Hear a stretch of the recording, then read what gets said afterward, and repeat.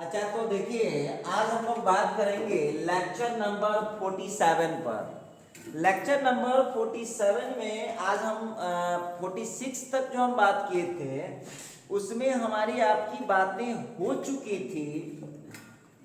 हमारी आपकी बातें हो चुकी थी प्रॉपर्टी नंबर 6 तक में। देखिए, हम और आप बात कर लिए थे प्रॉपर्टी नंबर 6 पर, और उसके आगे का कहानी आज हम लोग करेंगे लेक्चर नंबर 47 में। चलिए तो लेते हैं, पहला एग्जांपल लेते हैं। लिखता है when A is a square matrix, when A is a square matrix of order n by n, when A is a square matrix of order n by n and K is any constant कहिए या scalar कहिए, then यहां लिखता है when A is a square matrix of order n by n and K is any constant या scalar, then determinant of K into A is equal to K to the power, determinant of K into A is equal to K to the power n, K to the power n into determinant of A। देखिए, ये बहुत important property है और इससे objective पूछता है, अक्सर पूछता है। तो चलिए, आप लोग अपने से भी इसको टेस्ट कर सकते हैं। कोई बहुत बड़ा पहाड़ की बात नहीं है, बहुत आसान होता है, बहुत सस्ता होता है। तो चलिए, सबसे पहले हार्ड वर्ड देखते हैं कि आप लोगों को इसमें हार्ड वर्ड कौन लगा। व्हेन का जानते हैं, स्क्वायर मैट्रिक्स जान रहे हैं, ऑर्डर का जान रहे हैं, इसमें कोई हार्ड वर्ड है नहीं। कांस्टेंट माने अचर होता है, स्केलर माने भी अदिश होता है, बात सेम है। तो लिखता है व्हेन जब ए स्क्वायर मैट्रिक्स है ऑर्डर n बाय n का and k is any constant, और k कोई कांस्टेंट है या स्केलर है, देन तब determinant of k into a, determinant of k into a बराबर होता है k to the power n into, और आपको सब पता है ना n यहाँ क्या है, मैट्रिक्स का ऑर्डर है, k वहां पर क्या है, कांस्टेंट है। अब देखिए, कोई आदमी हमको बोल सकता है कि सर हम आपकी बात को क्यों माने। सही बात है, हमारा बात जबरदस्ती क्यों मानिएगा, बिल्कुल नहीं मानिए, लेकिन हम आपको मानने पर मजबूर कर देंगे कि आप कहेगा कि जी ऐसा हो सकता है। चलिए, तो इसके लिए हम लोगों को एक एग्जाम्पल लेना, क्या करना होगा, एक एग्जाम्पल लेना होगा। तो चलिए हम एक एग्जाम्पल उठाते हैं। मान लेते हैं A इज इक्वल टू, जो मैट्रिक्स है ये है 2 -1 और 3 1। कुछ भी आप देखिए, घबराइएगा नहीं, भगवान ने चाहा तो सब होगा। तो ये हो गया 2/2 ऑर्डर का, ठीक है। तो 2/2 ऑर्डर का हो गया। Let A is equal to इतना, अच्छा, एंड, और यहां पर हम ले रहे हैं k इज इक्वल टू 3 ले लेते। आप कुछ भी ले सकते हैं, ऐसा कोई जरूरी नहीं है कि हम 3 लिए तो आप 3 लीजिएगा। अब यहां पर हम करेंगे, ध्यान दीजिएगा ना, k इंटू ए बराबर, जरा गौर कीजिएगा, तो k इंटू ए तो 3 इंटू 2 -1, इसको हम 4 कर लेते हैं। रुकिए, k का वैल्यू 4 डाल लेते हैं। तो अब हो जाएगा यहाँ पर 3 1, इसको कैलकुलेट करिए, बच्चे नहीं है फटाफट कैलकुलेट कीजिए। अब हो जाएगा यहाँ पर मैट्रिक्स में 8 हो जाएगा, 12 हो जाएगा, -4 हो जाएगा और +4 हो जाएगा। समझ पा रहे हैं आप? ये k into A is equal to आपको इतना आ गया। ठीक, अब जरा इसको हम टेस्ट करते हैं। हम क्या करेंगे, हम यहाँ पर टेस्ट कर, अच्छा k का वैल्यू 4 है तो यहाँ पर हम कह सकते हैं n का वैल्यू 2 है। कैसे, ऑर्डर यहाँ है ना 2 ऑर्डर का, n वहाँ 2 हो गया। अच्छा अब यहाँ पर करेंगे डिटर्मिनेंट ऑफ k इंटू ए, तो डिटर्मिनेंट ऑफ 8 माइनस 4 12 और 4। ठीक है, अब इसका बच्चे नहीं है, फट से डिटर्मिनेंट वैल्यू निकालिए। आप तो डिटर्मिनेंट वैल्यू निकालिएगा तो 32 आप माइनस माइनस प्लस 48, तो ये आपका कितना हो जाएगा 80 हो जाएगा। उम्मीद करते हैं कि आप लोग समझ रहे होइएगा। ये आपका हो गया k is equal to k into A का कितना आ गया।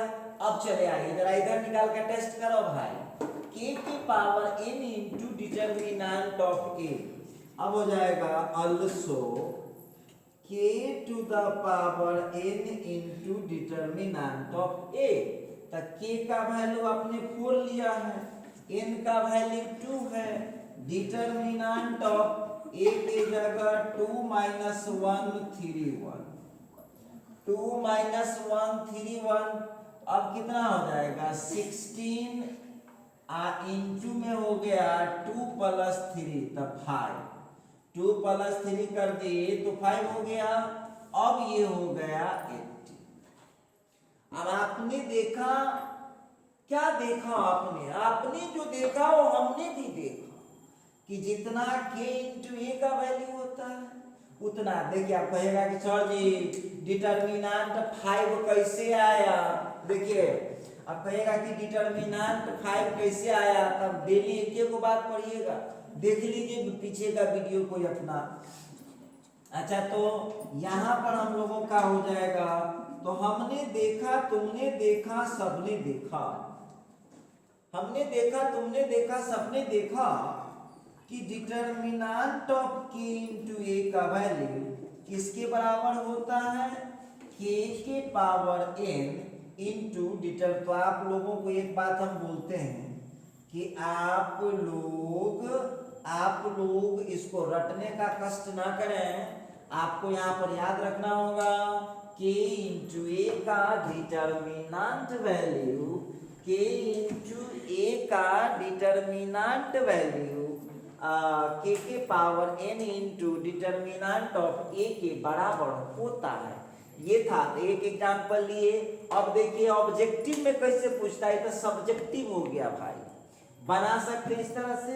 अब देखो आपके सामने एक ऑब्जेक्टिव पेश कर रहा हूं, हम आपके सामने में एक ऑब्जेक्टिव पेश कर रहा हूं, लिखता है when A is a square matrix of order। देखिए बहुत बार पूछे हुआ है, A is a square matrix of order 3 by 3, then determinant of 2A is equal to, determinant of 2a is equal to, ठीक है, पहला ऑप्शन लगाता है, पहला ऑप्शन दिया 2 इंटू डिटर्मिनेंट ऑफ a, दूसरा ऑप्शन दिया 4 इंटू डिटर्मिनेंट ऑफ a, तीसरा ऑप्शन दिया 8 इंटू डिटर्मिनेंट ऑफ a, और चौथा ऑप्शन दिया 16 इंटू डिटर्मिनेंट ऑफ। देखिए यहाँ पर हम एक बात आपको करना चाहते, अब आप लोगों को बिना पेन चलाए हुए देख करके आंसर बताना है कि इस क्वेश्चन का आंसर आप क्या लिखना चाहते हैं। तो देख लीजिएगा, जो चालाक स्टूडेंट होगा उसको आंसर पता चल चुका है। सुनिए, थोड़ा सा कंसंट्रेट होइएगा, दो वो चीज खाली पता लगाइए। यहाँ पर k का वैल्यू कितना है, तो 2 है, n का वैल्यू 3 है। बहुत विद्यार्थी हमारा पास एहनो है एक नंबर चौनमा क्वालिटी।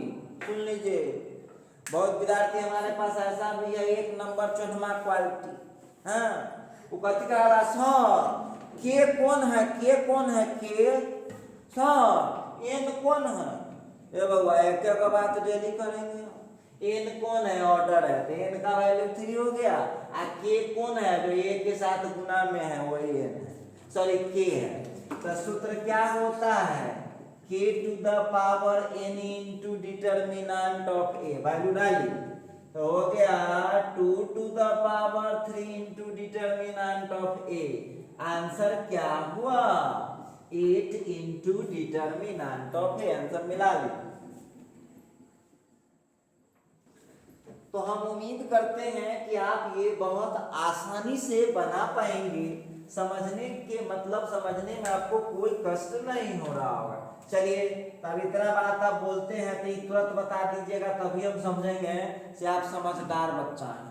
अच्छा चलिए, अब एक एग्जांपल लेते हैं। लिखा question when a is equal to aij। देखिए क्वेश्चन दिया when a is equal to aij 2/2। Question दिया when a is equal to aij 2/2, then determinant of 3 into a is equal to determinant of 3 into a is equal to। खुशी की बात है, आइए मिलजुल कर कुछ काम करें। पहला ऑप्शन दिया 3 इंटू डिटर्मिनेंट ऑफ ए, दूसरा ऑप्शन दिया 9 इंटू डिटर्मिनेंट ऑफ ए, तीसरा ऑप्शन दिया 27 इंटू डिटर्मिनेंट ऑफ ए, चौथा ऑप्शन दिया 81 इंटू डिटर्मिनेंट ऑफ ए। अब हम आपसे पूछना चाहता है इस क्वेश्चन का आंसर बिना पेन चलाए देना है। बोलिए कितना आंसर होना चाहिए। सब लोग तब तक हम 1 मिनट का टाइम देते हैं, फटाफट कैलकुलेशन करके बताइए कितना आंसर होना चाहिए। जो भी बच्चे हैं, आप जो बच्चे वीडियो देख रहे हैं, बताइए इस क्वेश्चन का आंसर कितना होना चाहिए। 1 मिनट का समय आपको दे रहे हैं, जल्दी बताइए। तो देखिए इस क्वेश्चन का आंसर हो जाएगा 9 into determinant of A. 9 into determinant of A कहिएगा कैसे, तो आपको दुई आइटम में पहचानना है के कौन है एन कौन है। तो हम यहाँ पर देख रहे हैं के का वैल्यू 3 है और एन का वैल्यू 2 है। तो आप जानते हैं फार्मूला क्या होता है के power n into determinant of A. तो 3 के power 2 into determinant of A, क्या आंसर हो जाएगा 9 इंटू डिटर्मिनेंट ऑफ ए। हम उम्मीद करता है कि आप लोग इस क्वेश्चन को आसानी से बना लेगा। चलिए आगे बढ़ता हूँ नेक्स्ट क्वेश्चन पर। एक और अभी आपको होमवर्क में दे रहा हूँ, घर पर आप इसको सॉल्व करोगे। लिखता है when a is equal to matrix 1 minus 1 1 2 3 minus 5 minus 6 4 7, ठीक है। लिखा a is equal to इतना, तो बोल रहा है then prove that। अब आपको हम इसमें कोई हेल्प ही नहीं करने वाले हैं आपको, अब आपको खुद से मदद करना है। then prove that determinant of 2 into a is equal to 8 into determinant of a। आप इसको ऐसे भी लिख सकते हैं 2 into a बराबर हो जाएगा 2 to the power 3 into determinant of a या 8 into। ये आपको प्रूफ करना है, आप टेस्ट नहीं करने के लिए बोले थे, इसको बनाना पड़ेगा। तो इस क्वेश्चन को आप लोग थोड़ा सा बढ़िया से मेहनत करें, ईमानदार कोशिश करें, जरूर आपको फायदा होगा। तो ये मैं बात कर रहा था आपसे, ये हमारी आपकी बातचीत चल रही थी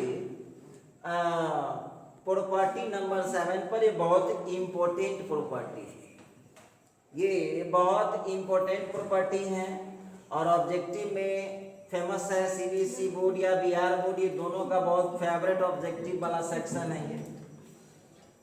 चलिए प्रॉपर्टी नंबर 8 पर बात करता हूँ। चलिए प्रॉपर्टी नंबर 8 पर बात करता हूँ। ये कुछ कहना चाहता है। प्रॉपर्टी नंबर 8 क्या कहता है, तो चलिए देखते हैं। लिखता है when A is equal to diagonal matrix,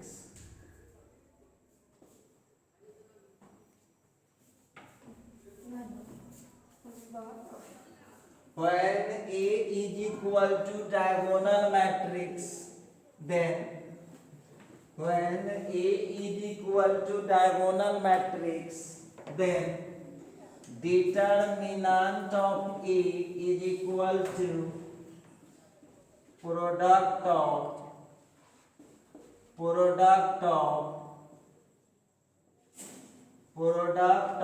diagonal elements। चलिए तो आप लोगों को अब आप सब बात कहेगा एक के दिन पढ़ाने के लिए, तो कैसे काम चलेगा। यदि ए कोई डायगोनल मैट्रिक्स, और आपको पता है ना डायगोनल मैट्रिक्स में क्या होता है। डायगोनल मैट्रिक्स, तो डायगोनल मैट्रिक्स में हमेशा प्रिंसिपल डायगोनल को छोड़ करके बाकी जितने भी एलिमेंट होते हैं वो सब जीरो होते हैं। तो आप लोगों को ध्यान रखना होगा कि जब ए कोई डायगोनल मैट्रिक्स होगा, ए कोई डायगोनल मैट्रिक्स होगा, तो डिटरमिनेंट ऑफ ए जो होगा वो प्रोडक्ट हो जाएगा डायगोनल एलिमेंट का। हम उम्मीद करते हैं यहाँ तक आपको समझने में कोई परेशानी नहीं हो रहा है। चलिए, तो बहुत विद्यार्थी कहा कि सर जी एक आध को एग्जाम्पल दिखा देते तो अच्छा होता। जरूर दिखा दूंगा। आइए एग्जाम्पल लेते हैं। लिखता है, आपको बोल देगा, देखिए ध्यान दीजिए कैसे तुरंत आंसर कर सकते हैं। पहले यहाँ समझ लीजिए, delta is equal to determinant of, ये देख लो डायगोनल है, गौर से देखो। ये जो है ना, इसमें जो मैट्रिक्स यूज किया जा रहा है ये डायगोनल है। आंसर बोलिए कितना होगा, आंसर बताइए कितना होगा। तो इसका आंसर सीधे निकलेगा ए बी। सीधे डायगोनल एलिमेंट को गुना कर देंगे, सीधे डायगोनल एलिमेंट को गुना कर देंगे। अच्छा, उसी तरह से आप लोग एक बात और बताइए।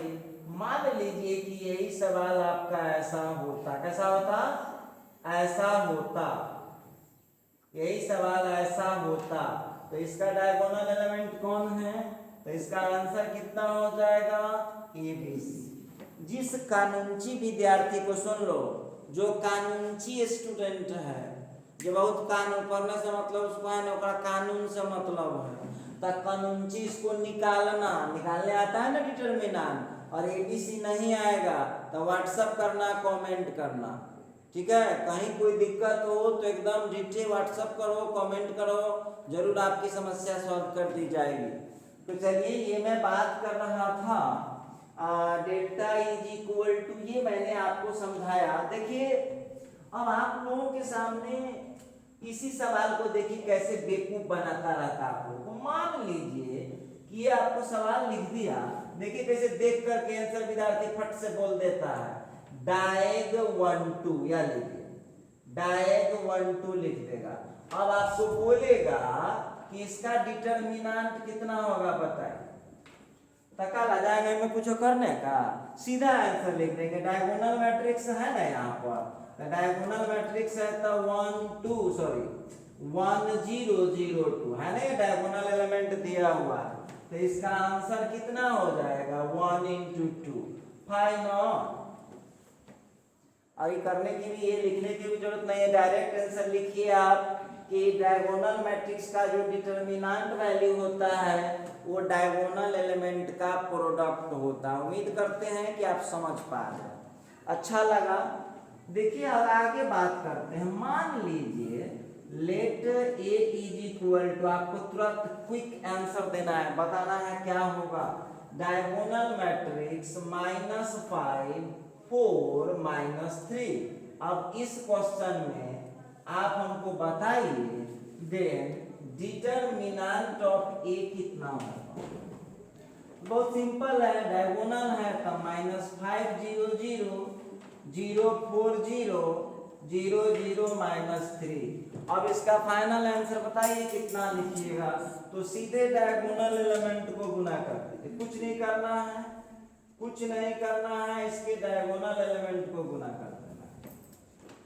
डायगोनल एलिमेंट आपको दिख रहा होगा ना, ये डायगोनल एलिमेंट तो जरूर दिख रहा होगा, ये डायगोनल एलिमेंट जरूर दिख रहा होगा, बस डायगोनल एलिमेंट को गुना कर दीजिए। तो डायगोनल एलिमेंट को जब आप गुना कर दीजिएगा तो इसको आंसर कितना हो जाएंगे, तो इसको आंसर हो जाएंगे -5 × 4 × -3। तो इसका आंसर हो गया 60। तो हम उम्मीद करते हैं कि इतना तक में आपको कोई परेशानी नहीं हो रहा है।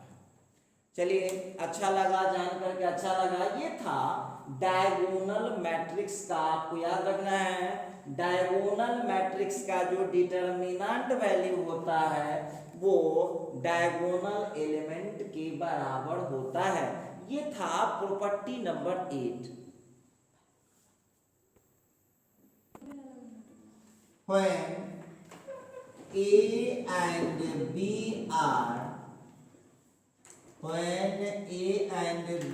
are the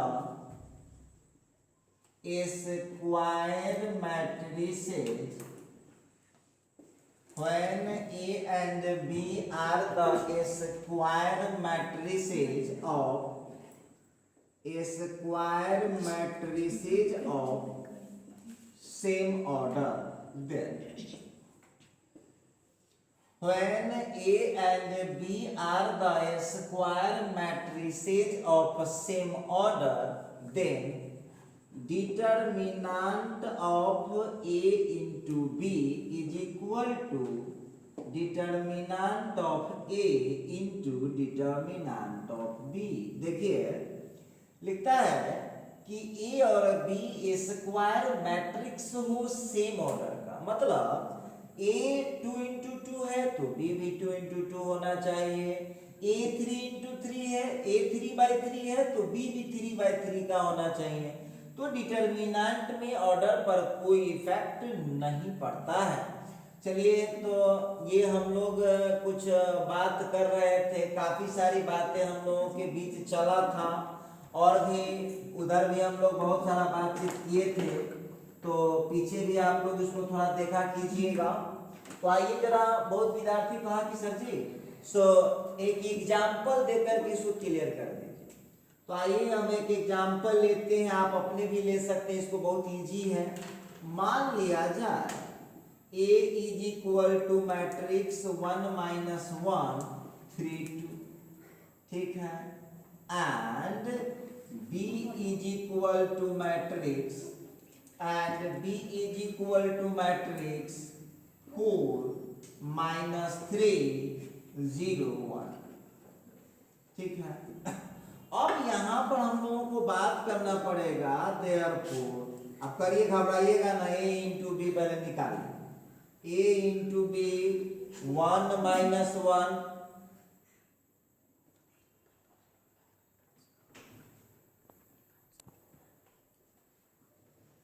A का डाल दीजिए 1 - 1 3 2, ठीक है, और B का डाल दीजिए 4 - 3 0 1। अब देखिए यहाँ पर A × B is equal to, जरा गौर कीजिए, करिए मल्टीप्लाई करिए भाई, करने आता है क्या सब लोगों को मल्टीप्लाई?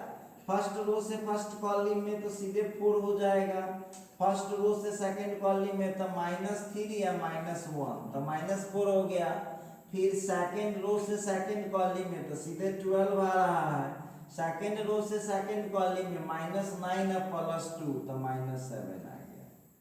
चलिए, ये तो हम लोग का ए भी निकल गया। आप कीजिए, वहां पर डिटरमिनेंट निकालना है, डिटरमिनेंट ऑफ A × B क्या हो जाएगा, डिटरमिनेंट ऑफ 4 - 4 12 - 7, 4 माइनस 4 12 माइनस 7। अब जरा हम इसका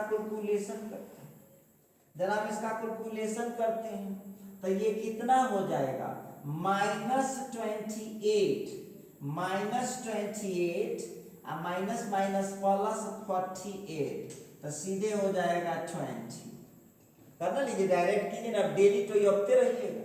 देखिए -28 माइनस माइनस प्लस हो गया 48, तो 20 माइनस 28 प्लस 48, तो प्लस 20 हो गया।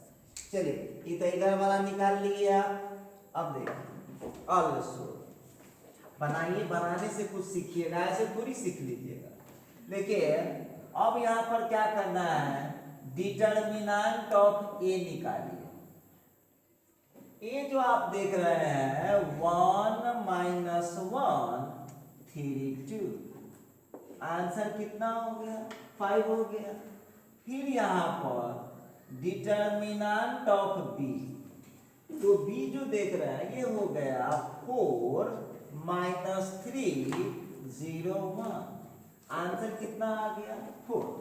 अब आप देख लीजिए लेफ्ट हैंड साइड आपका कितना था, डिटर्मिनेंट ऑफ ए बी कितना लाए हुए हैं आप लोग, 20 लाए हुए हैं। और राइट हैंड साइड आपका कितना है, determinant of A into determinant of b, मतलब 5 इंटू 4 कर दीजिए, तो 5 इंटू 4 की तो कितना आ गया, 20 आ गया। तो हम देख रहे हैं clearly LHS is equal to RHS। LHS का वैल्यू RHS की वैल्यू के बराबर है। इसका मतलब हम कह सकते हैं कि डिटर्मिनेंट ऑफ AB जो होता है वो इक्वल होता है, डिटर्मिनेंट ऑफ AB इक्वल होता है determinant of A into determinant of B।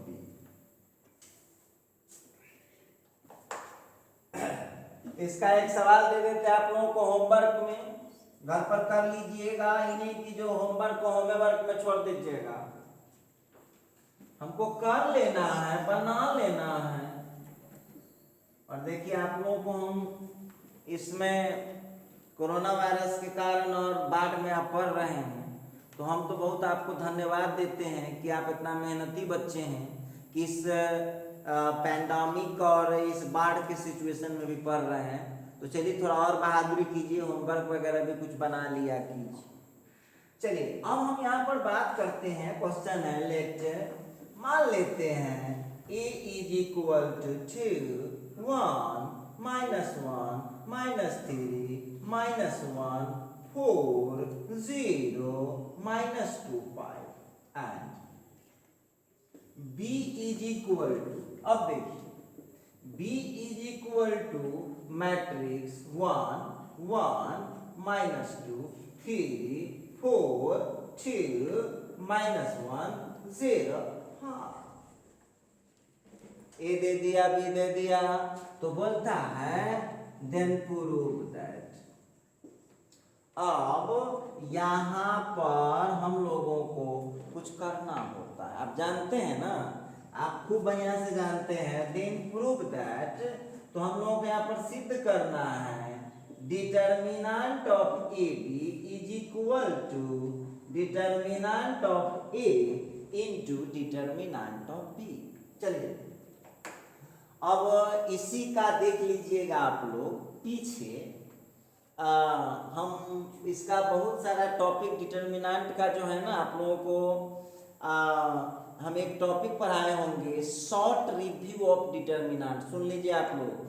तो शॉर्ट रिव्यू ऑफ डिटर्मिनेंट जो आप लोग उसमें से कुछ स्टडी कर लीजिएगा, क्या बोला हूँ, कुछ स्टडी कर लीजिएगा तो आपको फायदा करेगा, कर लीजिएगा पीछे का। अब एक आध को नोट हम यहाँ पर लिख दे रहे हैं, उतना अब नहीं लिखेंगे, चलिए नोट में लिख लीजिए, सब पढ़ाया हुआ है पीछे, सब पढ़ाया हुआ है। When A is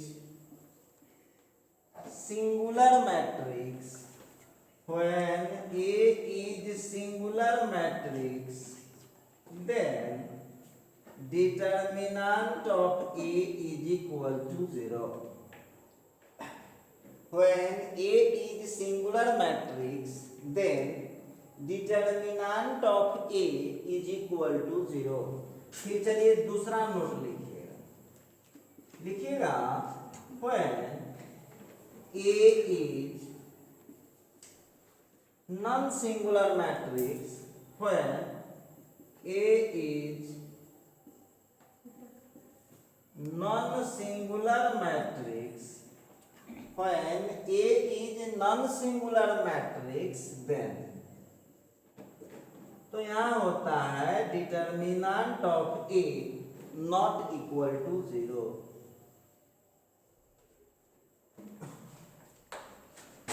इस सब आप याद रखिएगा, ऑब्जेक्टिव के लिए बहुत जरूरी है। जरूरी ना, बहुत जरूरी है। क्या बोला हूं? बहुत जरूरी।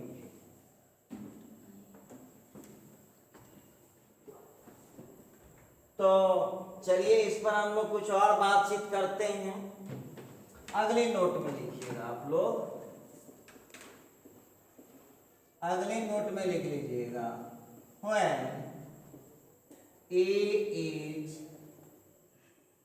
inversible matrix, when A is inversible matrix, when A is inversible matrix, then determinant of A not equal to 0. When A is inversible matrix, then determinant of A not equal to 0. फिर note में लिखिएगा, लिखता है when A is orthogonal matrix, when A is orthogonal matrix, then देखिए एक बात आप लोगों को कहते हैं, ये जो डिटर्मिनेंट का यूज हम बोल दे रहे हैं उसको चेक कर लीजिएगा। आप कॉपी में तो लिखे ही होइएगा, इसका कुछ फार्मूला जो है वो आपको एडजॉइंट वाला में भी मिलेगा, तो उसको भी अपना रिवाइज कर लीजिएगा, आपके काम आएगा ऑब्जेक्टिव बनाने में। When A is orthogonal matrix, then determinant of A not equal to 0, but determinant of A is equal to 1 or minus 1.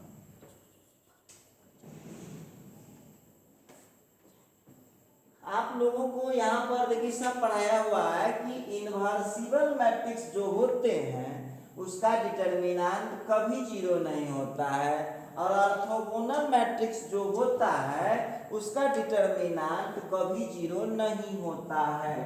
अच्छा चलिए फिर नोट लिखिएगा, लिखता है, इसको ऐसे भी समझ सकते हैं, determinant of a inverse is equal to होता है 1 बाई डिटर्मिनेंट ऑफ ए। इसको आप ऐसे भी लिख सकते हैं, ए इनवर्स का जो डिटर्मिनेंट होता है, ए इनवर्स का जो डिटर्मिनेंट होता है उसको हम 1 बाई डिटर्मिनेंट ए हम कह सकते हैं, वो 1 बाई डिटर्मिनेंट ऑफ ए के बराबर होता है। चलिए इसके बाद आपको याद होगा, आप अपना मिला लीजिएगा। देखिए सब पढ़ाया हुआ टॉपिक है, पढ़ाया हुआ टॉपिक है A into adjoint of A is equal to होता है adjoint of A into A is equal to होता है determinant of A into I n. जहां पर आपको पता है ना, ये सब पढ़ाया हुआ टॉपिक है, देख लीजिएगा आप लोगों को, ये सब ऑब्जेक्टिव में काम आएगा। डिटर्मिनेंट से रिलेटेड था इसलिए हमने यहाँ पर लिख दिया है। फिर ए जो है एक स्क्वायर मैट्रिक्स है n बाई n ऑर्डर का, और आई जो है वो आइडेंटिटी मैट्रिक्स है, वो आइडेंटिटी मैट्रिक्स है।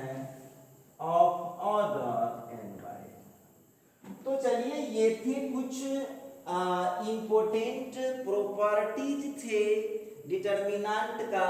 हम आपको चूंकि शॉर्टकट में अभी लिखे हैं, आप अपना देखिएगा। ये सब टोटल पढ़ाया हुआ जो जितना जो नोट मैं लिखा हूँ वो टोटल नोट आपको पहले पढ़ाए जा चुके हैं, तो उसको एक बार आप रिवीजन कर लीजिएगा। हम ऐसे ही आपको याद दिला दिए हैं। कुछ इसका फार्मूला आपको एडजॉइंट में भी मिलेगा, कुछ फार्मूला इसका आपको इन्वर्स में भी मिलेगा, वो सब थोड़ा मिला लीजिएगा।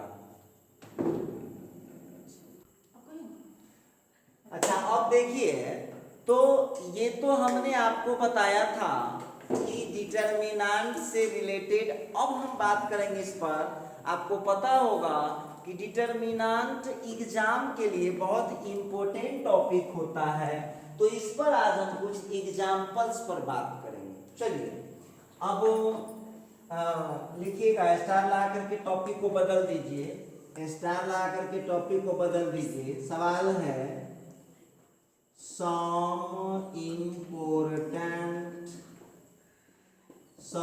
important examples। देखिए, और ये भारी भारी इंपोर्टेंट क्या है? ये है भारी भारी इंपोर्टेंट। सम इंपोर्टेंट एग्जाम्पल्स की आज हम बात करने वाले हैं। चलिए देखते हैं कैसे क्या होने वाला है। तो पहला सवाल लेता हूँ। क्वेश्चन लिखता है, देखिए फर्स्ट क्वेश्चन है, लिखता है विदाउट एक्सपैंडिंग। देखिए बहुत पूछता है, बहुत ज्यादा पूछता है। Without expanding prove that. Question पूछा without expanding prove that determinant of a minus b, b minus c, c minus a, a minus b, b minus c, c minus a, फिर b minus c, c minus a, a minus b, फिर यहाँ पर c minus a, a minus b, और फिर b minus।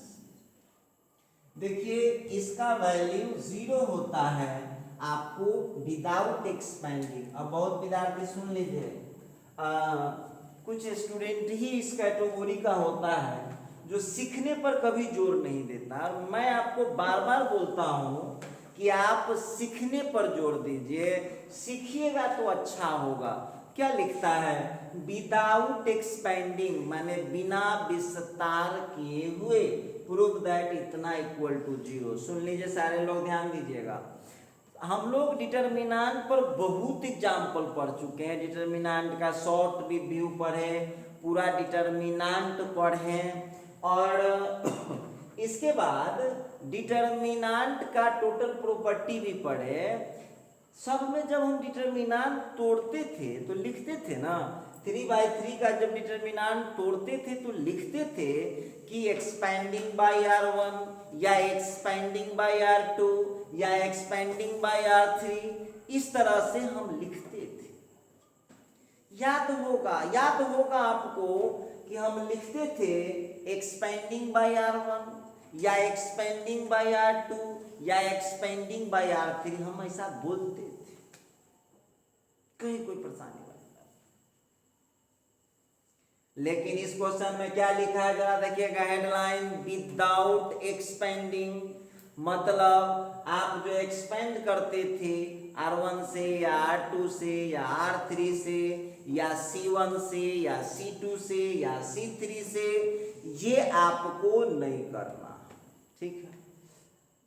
अब बहुत विद्यार्थी कहा कि सर जब हम एक्सपेंड करबे नहीं करेंगे तो आंसर कैसे निकालेंगे सर? देखिए, तो आपको 9 गो प्रॉपर्टी पढ़ाए हैं, अभी खत्म किए प्रॉपर्टी। और याद कीजिए हम आपको जब इनवर्स पढ़ा रहे थे तो उस समय पढ़ाए थे एलिमेंट्री ट्रांसफॉर्मेशन मेथड, याद होगा। R1 transfer to R1 plus R2, इस टाइप का पढ़ाए थे। C1 transfer to C1 plus C2। आज हम लोग इस क्वेश्चन में अब जितने भी डिटर्मिनेंट के क्वेश्चन आएंगे हम लोगों को दो चीज का यूज करना पड़ेगा। एक तो ट्रांसफॉर्मेशन करेंगे और दूसरा करेंगे हम प्रॉपर्टीज का यूज। चलिए अब आपके टैलेंट पर डिपेंड करता है। देखिए अब बहुत विद्यार्थी क्या कहता है कि सर हम लोगों से होगा कि नहीं होगा।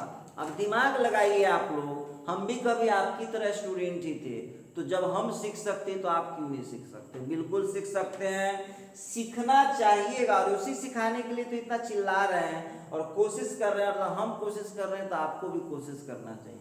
तो चलिए, ऐसा नहीं, कुछ भी इम्पॉसिबल नहीं होता है, सब करता है, स्टूडेंट ही करता है। तो हम बात कर रहे थे विदाउट एक्सपेंडिंग, बिना विस्तार किए हुए हमको इसको प्रूफ करना है। तो अब आपको दिमाग लगाना है, जीरो आंसर लाना है, तो जीरो का दो कंडीशन याद कर लीजिए। या तो टोटल एलिमेंट जीरो होना चाहिए, या तो दो रो या दो कॉलम सेम हो जाना चाहिए। याद होगा आपको, दो रो या दो कॉलम इक्वल होता है, या दो रो या दो कॉलम प्रोपोर्शनल होता है, तो उस केस में डिटर्मिनेंट का वैल्यू क्या हो जाता है? जीरो। अच्छा ठीक है, इसके बाद एक और केस पढ़े थे हम, डिटर्मिनेंट में किसी रो या किसी कॉलम का, डिटर्मिनेंट में किसी रो या किसी कॉलम का टोटल एलिमेंट जीरो हो जाएगा तो पूरे डिटर्मिनेंट का वैल्यू जीरो हो जाता है। समझ गए होइएगा? अच्छा चलिए, अब यहाँ पर थोड़ा सा विचार हम लोगों को करना होगा, याद होगा आप लोगों को बोले थे, उस दिन भी बोले थे कि जब हम रो का ऑपरेशन करते हैं तो क्या करते हैं? जब रो का ऑपरेशन करेंगे तो हम मदद किससे मांग सकते हैं? या तो ऊपर वाले से मदद मांग सकते हैं या नीचे वाले से मदद मांगते हैं। सब पढ़ाए थे कि नहीं पढ़ाए थे? रो के ऑपरेशन में हम जो मदद मांगते हैं वो या तो ऊपर वाले से मदद मांगते हैं या नीचे वाले से मदद मांगते हैं। उसी तरह आपको बोले थे हम कि जब आप कॉलम का ऑपरेशन लगाते हैं तो कॉलम के ऑपरेशन में मदद किससे मांगते हैं? या तो लेफ्ट साइड वाले से मदद मांगते हैं या राइट साइड वाले से। तो आपको ध्यान रखना है दो बात, रो का ऑपरेशन जब आप लगा रहे होंगे तो मदद किससे मांगेंगे? या तो नीचे वाले से मदद मांगेंगे या ऊपर वाले से मदद मांगेंगे, या नहीं तो यदि कॉलम का ऑपरेशन लगाएंगे तो मदद किससे मांगेंगे? या तो लेफ्ट साइड वाले से मदद मांगेंगे या राइट साइड वाले से मदद मांगेंगे। तो चलिए अब हम बात करते हैं यहाँ पर। तो विद्यार्थी कहा कि सर से बहुत हम भाषण सुन लिए, जो थोड़ा कह के दिखाइए, खाली भाषण नहीं कर रहा है, कुछ कर नहीं रहा है, हम कह। अब देखिएगा इस क्वेश्चन को कैसे सॉल्व करना है, ध्यान दीजिएगा। अब आपका जो लेफ्ट हैंड साइड है, क्वेश्चन को उतार लीजिए भाई, तो a minus b, b minus c, c minus a, b minus c, c minus a minus b, c minus a minus b और बी माइनस सी। देखिए प्रैक्टिस करना पड़ता है, बिना प्रैक्टिस के कुछ नहीं होता है। ध्यान दीजिएगा यहाँ पर। अब हमको तो जीरो लाना है, चूंकि आप हैं 12th के स्टूडेंट और ऊपर से आप मैथ पढ़ रहे हैं तो दिमाग तो खर्च करना पड़ेगा। ध्यान दीजिएगा जरा आप लोग, एक बात बताइए, इधर से यदि हम इस तीनों को जोड़ दें, गौर कीजिएगा, इधर से तीनों को जोड़ दें या इधर से तीनों को जोड़ दें, कितना आ जाएगा? जोड़ के चेक कर लीजिए आप लोग। इधर से तीनों को जोड़ लें या इधर से तीनों को जोड़ लें, जोड़ के चेक कर लीजिए। कमजोर विद्यार्थी है, अपना फास्ट दिमाग नहीं है, तो बगल में रॉक कर सकते हैं कि नहीं? ए से ए कट गया, सी से सी कट गया, बी से बी कट गया, जीरो आ जाता है। इसका मतलब है इधर से हम जोड़ दें तीनों को या इधर से जोड़ दें तीनों को, क्या मिल जाएगा? जीरो मिल जाएगा। और हमको मालूम है कि जीरो जब आ जाता है तो डिटर्मिनेंट का वैल्यू कितना हो जाता है? जीरो। अब वही तो हमको आंसर लाना है, जीरो ही तो लाना है। अच्छा, तो अब आप लोगों के पास दो चॉइस है, मर्जी है तो ये वाला ऑपरेशन लगाइए, मर्जी है तो ये वाला लगाइए। तब दिमाग इसी जगह गड़बड़ा देते हैं आप लोग।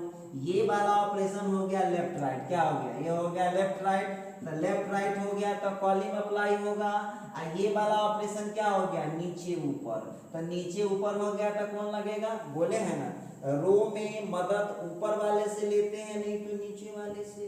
तो आपको ऐसे करने का विचार है तो रो का ऑपरेशन लगा लीजिए, ऐसे करने का विचार है तो कॉलम का लगा लीजिए। क्लियर हो गया होगा, कोई लगा लेते हैं, दोनों ऑप्शन हम लोगों के पास है। तो हम यहाँ पर लगाने जा रहे हैं by C1 transfer to C1 plus C2 plus C3। अब बहुत स्टूडेंट कहा किशोर जी बड़ी खतरा बुझा रहा है, लेकिन सतर्क रहिएगा ना। C1 को ट्रांसफर कर रहे हैं तो C1 को 10 का 10 उतारना पड़ेगा और इसमें C2 और C3 को जोड़ दीजिए। C2 और C3 को आप जोड़ दीजिए। बिल्कुल आप जोड़ सकते हैं, जोड़ सकते हैं, क्यों नहीं जोड़ सकते हैं। एक बात हमको बताइएगा, एक बात हमको थोड़ा सा बताइए, जो C1 plus C2 plus C3 आपको दिख रहा है, ध्यान दीजिएगा इधर, तो आप बच्चे ने इस तीनों को इधर से जोड़िए, कॉलम में जोड़ रहे हैं ना आप, C1 में जुट रहा है तीनों, इसका मतलब है कि C2 को आप कुछ नहीं कर रहे हैं तो उतार दीजिए, चुपचाप उतारिए, इसको टेंशन मत दीजिएगा। ये लीजिए, ये लीजिए, क्लियर है। अब देखिए इस तीनों को जोड़ेंगे तो जेरा जेरा जेरा,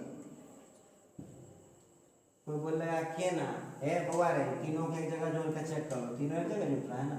और आप लोगों को पता है कि किसी डिटरमिनेंट में कोई रो या कोई कॉलम का टोटल एलिमेंट 0 होगा तब पूरे डिटरमिनेंट का वैल्यू 0 हो जाता है।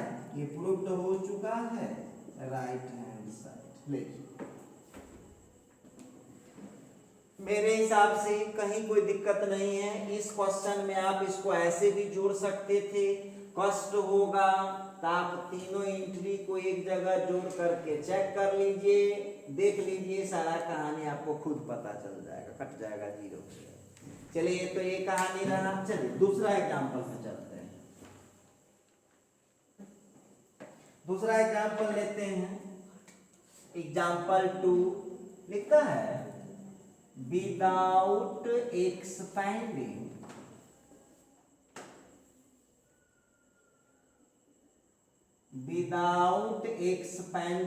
prove that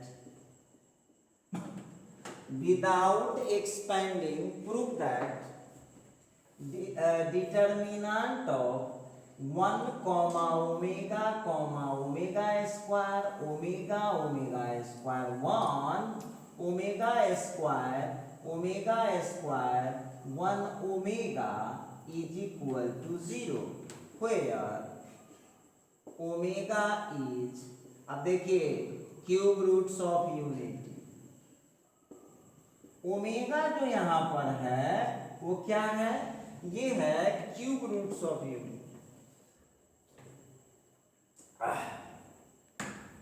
cube roots of unity का मतलब हो गया ये है इकाई के घनमूल।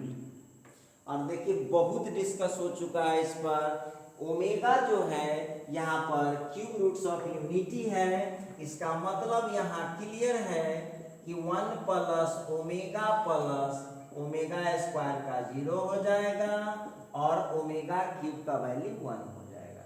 इतना आप जानते हैं, हम इस पर बहुत बार डिस्कस कर चुके हैं। अब अभी अभी तुरंत हम लोग को फिर वही सवाल आ गया, बोलता है कि विदाउट एक्सपेंडिंग, बिना विस्तार किए हुए सिद्ध करें कि 1 ओमेगा स्क्वायर ओमेगा इतना का वैल्यू 0 होगा। देखना पड़ेगा क्या है मामला, क्यों ऐसा कर रहा। चलिए देख लेते हैं, हम लोग सॉल्यूशन जरा कर लें इसका।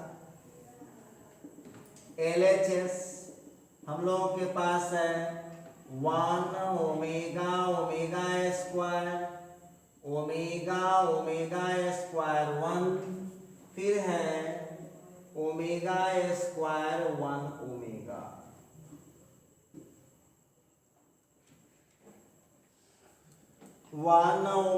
Omega square omega omega square 1 omega square 1 omega. अब हम आपसे पूछना चाहते हैं, हम आपसे एक बात पूछना चाहते हैं कि आप लोगों के, देखिए इस क्वेश्चन का आंसर यही जगह उपलब्ध है, जो विद्यार्थी के मालूम होगा उसको आंसर मालूम है। क्या देख रहे हैं आप, इस तीनों को जब ये जोड़ेंगे तो जीरो आ जाएगा। देख लीजिए, आप जानते हैं फार्मूला 1 प्लस ओमेगा स्क्वायर, देख रहे हैं 1 प्लस ओमेगा स्क्वायर, या इधर से भी जोड़ देंगे तो 1 प्लस ओमेगा किधरों से कर लीजिए। तो उसमें हमने आपको कॉलम से जोड़कर दिखाया, इस बार आपको हम रो से जोड़कर दिखाते हैं। तब यहाँ से लिख देते हैं by R1 transfer to R1 plus R2 plus. देखिए बेवकूफी वाला काम मत कीजिएगा, इस बार आप रो का ऑपरेशन कर रहे हैं तो मदद किससे लीजिएगा, नीचे वाले से, और नहीं तो ऊपर वाले से। तो ऐसे जुटेगा नीचे ऊपर, ठीक है। आइए, तो अब जो हम बात करेंगे, आप तो रो में बस चेंज कर रहे हैं, तो हो जाएगा 1 प्लस ओमेगा स्क्वायर, यहाँ भी हो जाएगा 1 प्लस ओमेगा स्क्वायर, और फिर यहाँ भी हो जाएगा 1 प्लस ओमेगा स्क्वायर, ठीक है। बाकी रो 2 को हमने कुछ नहीं किया है, इसको नोट कर लीजिए। रो 3 को हमने कुछ नहीं किया है, इसको नोट कर लीजिए। अच्छा एक बात बताइएगा जरा, ये जो हम पहला क्वेश्चन बनाए हैं, कोई ऐसा विद्यार्थी चुनमा ना है जो कहेगा सर जी डायरेक्ट जीरो लिख दिए, समझ लो।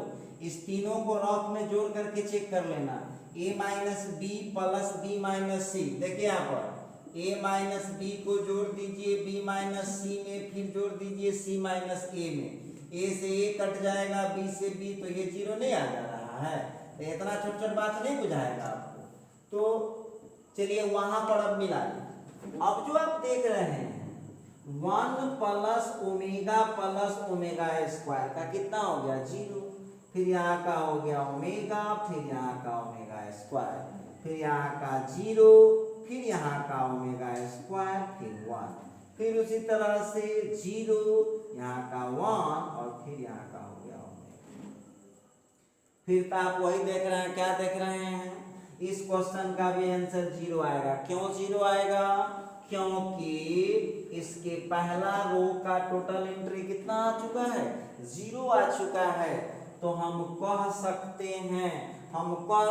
हैं कि इस डिटर्मिनेंट का भी वैल्यू जीरो हो जाएगा। इस तरह से लीजिए, इसको भी हमने प्रूव्ड कर दिया। क्लियर समझ पा रहे होंगे आप लोग। अच्छा चलिए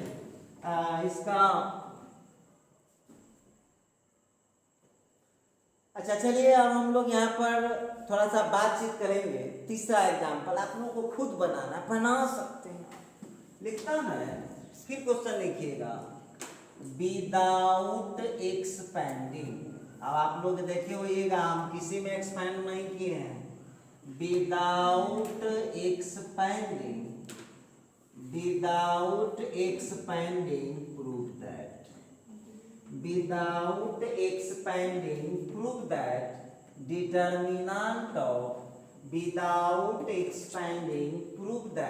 determinant of 1, 2, 3, 4, 5, 6, 7, 8, 9 is equal to 0।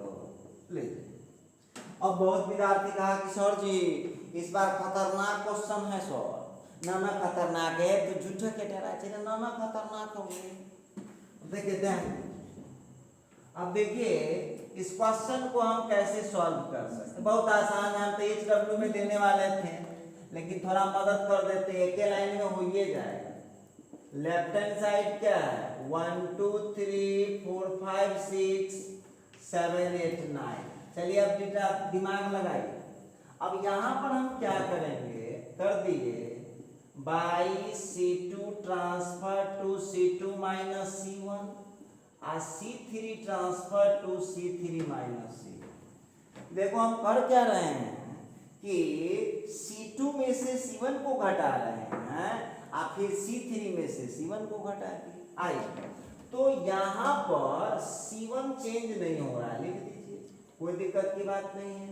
C2 में से C1 घटाइएगा, C2 में से C1 घटाइएगा, ले फिर 7 में से 1 गया 6, फिर 8 में से 2 गया 6 और फिर 9 में से 3 गया 6। समझ पा रहे होंगे। अब देखिए फिर ध्यान दीजिएगा, सेकेंड कॉलम से 3 कॉमन निकल सकता है। देखिए तो ध्यान से सब लोग, सेकेंड कॉलम में 3 कॉमन है, बोले थे ना डिटरमिनेंट में किसी एक रो या एक कॉलम में एक कॉमन ले सकते हैं। और थर्ड कॉलम में 6 कॉमन ले लिया हमने, तो कितना आया 1 2 3 1 1 1 और फिर 1 1 1। अब आपसे हम पूछना चाहते हैं, इतना 18 आई इंटू 0 बराबर 0 हो गया। कोई पूछेगा ना कि 0 क्यों हुआ, तो कॉलम 2 का वैल्यू किसके बराबर है, कॉलम 3 के बराबर है। और आपको पता है कि किसी डिटरमिनेंट में 2 रो या 2 कॉलम यदि इक्वल हो जाता है तो डिटरमिनेंट का वैल्यू 0 हो जाता है। लीजिए आप लोगों को बना ही दिए। तो देखिए वीडियो काफी लंबा हो चुका है, तो आज की वीडियो में जो कि 52-53 मिनट का वीडियो हो चुका है, तो अब इसको आगे हम नहीं बढ़ा सकते हैं। अब हमारी आपकी मुलाकात तो होगी अगले वीडियो में। आज के लिए बस इतना है।